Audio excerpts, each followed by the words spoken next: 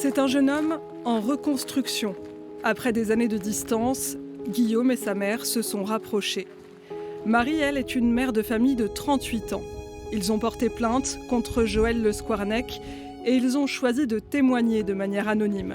Nous les avons rencontrés 2 mois avant l'ouverture du procès de l'ancien chirurgien, accusé de centaines de viols et d'agressions sexuelles. Pour l'instant, je me sens bien. Je suis bien accompagné, que ce soit par une avocate et par ma famille. Du coup, globalement, on est quand même très solidaires et puis c'est plutôt confiant que je vais aller à ce procès pour l'instant.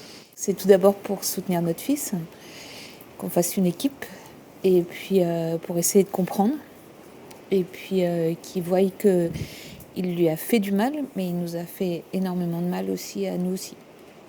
Ça a des conséquences sur toute la famille. Jusqu'il y a quelques semaines, ça allait. Et là, en fait, ça a commencé à être un peu plus compliqué à se préparer. Un peu de stress, un peu d'angoisse, des terreurs nocturnes. Enfin, voilà.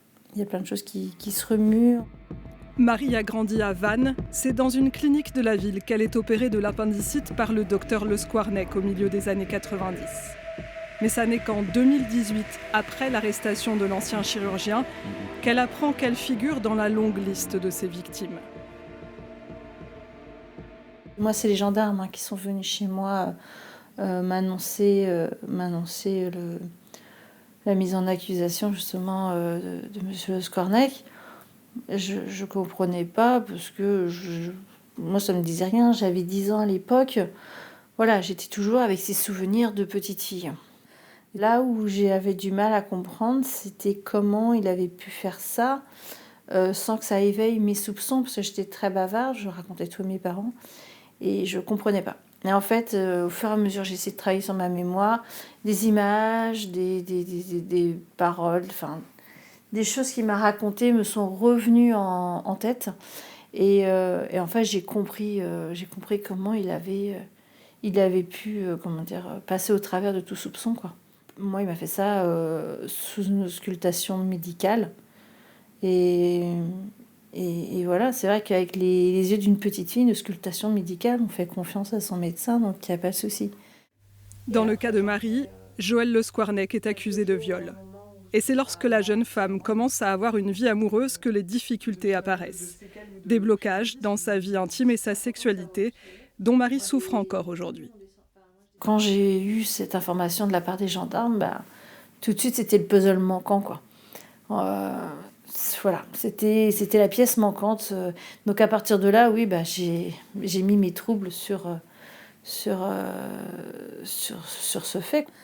Et l'expert psychologue m'a confirmé que mes réactions, tous mes traumatismes étaient liés justement à un viol, quoi. On va dire que j'étais sereine. Mon esprit était serein, mais mon corps ne l'était pas. Au moment où vous apprenez... Toujours aujourd'hui. C'est un traumatisme qui est encore là et le corps a une très bonne mémoire. Guillaume, lui, avait 12 ans lorsqu'il a croisé la route du chirurgien pour une intervention qui aurait dû être bénigne. Après l'opération, son comportement a changé sans raison apparente. Ses parents mettent ça sur le compte de la crise d'adolescence. Comme Marie et toutes les autres victimes, Guillaume n'apprend son agression sexuelle que des années plus tard. Alors ça a été assez brutal, mais au début ça a été pas de souvenirs, pas de conséquences.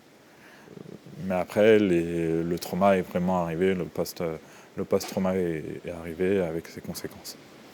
Beaucoup de difficultés relationnelles avec mes proches, mes parents, des amis, une coupure sociale qu'il y a eu,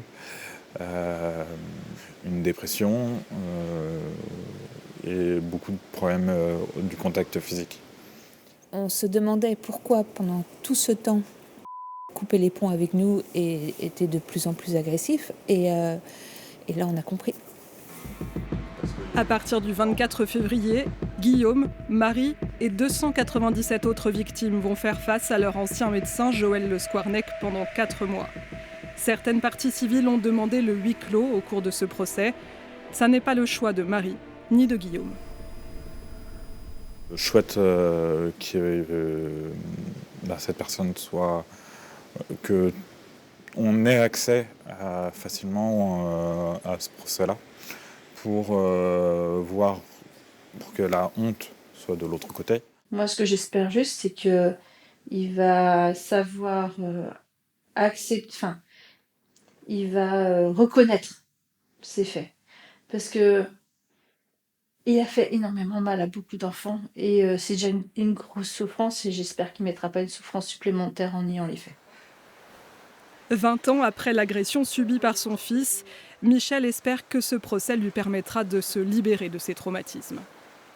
C'est notre souhait à mon mari et moi, c'est qu'il retrouve une légèreté qu'il a perdue lors de l'opération. Et oui, il faut qu'il retrouve,